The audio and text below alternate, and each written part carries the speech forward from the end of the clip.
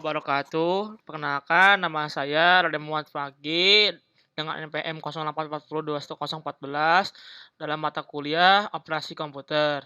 Di sini saya ingin menjelaskan tentang apa itu CPU dan fungsinya. Langsung saja kita ke materi berikutnya. Nah, di sini saya di sini menjelaskan apa itu CPU. Apa sih itu CPU?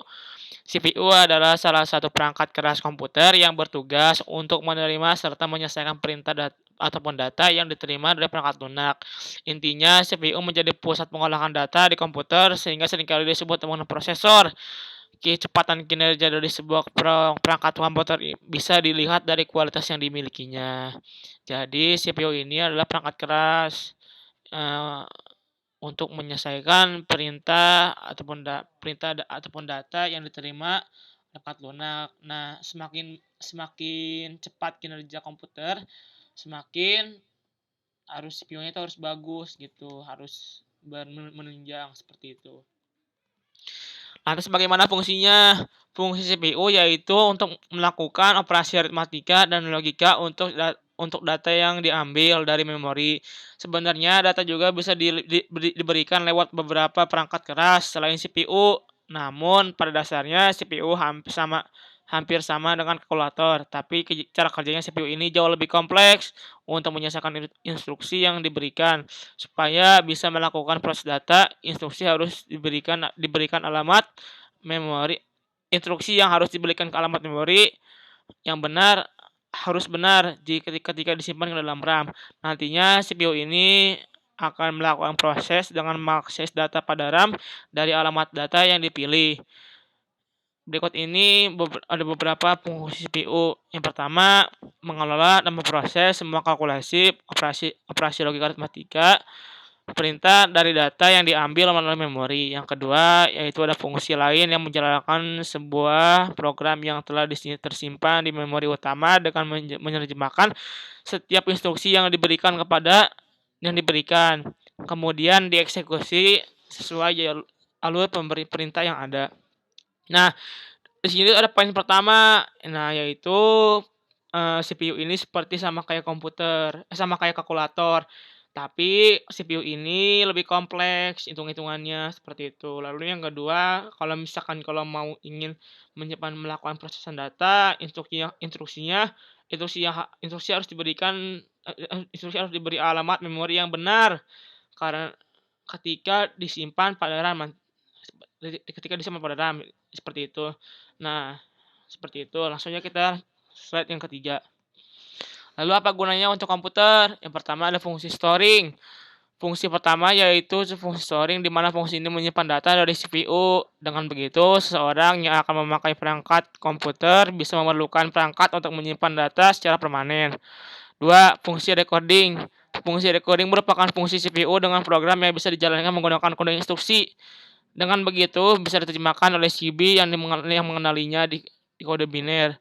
Dengan begitu, decoding sebuah proses yang bisa menerjemahkan sebuah program ke dalam bahasa yang mampu dimengerti oleh CPU, sehingga bisa dilakukan dalam semua program. Yang ketiga, itu ada fungsi executing. Fungsi executing adalah sebuah program yang dieksekusi oleh CPU yang bisa melakukan sesuatu.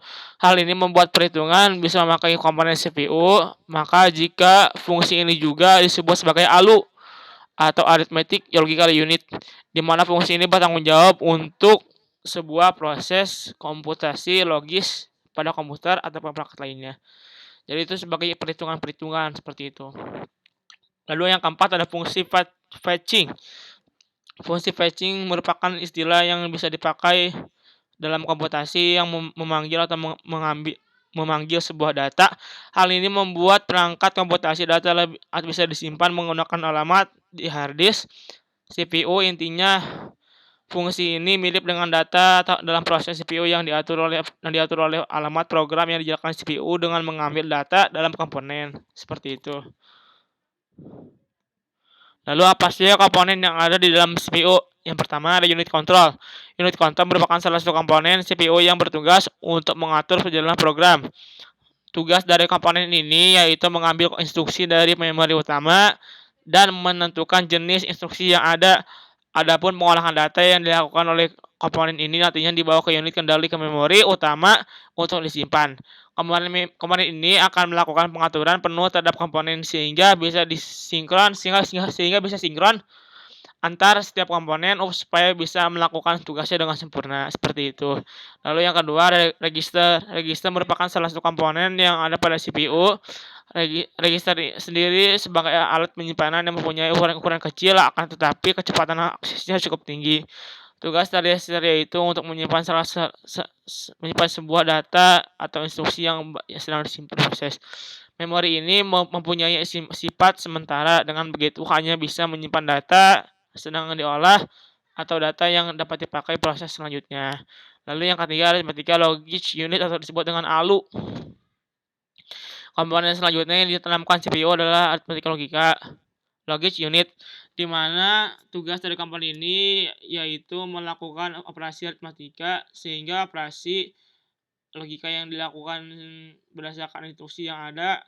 Komponen ini terbagi menjadi dua, yaitu aritmatika dan unit unit logika yang mempunyai tugas sendiri-sendiri. Komponen ini mempunyai tugas utama yaitu melakukan semua perhitungan aritmatika berdasarkan instruksi dari sebuah program.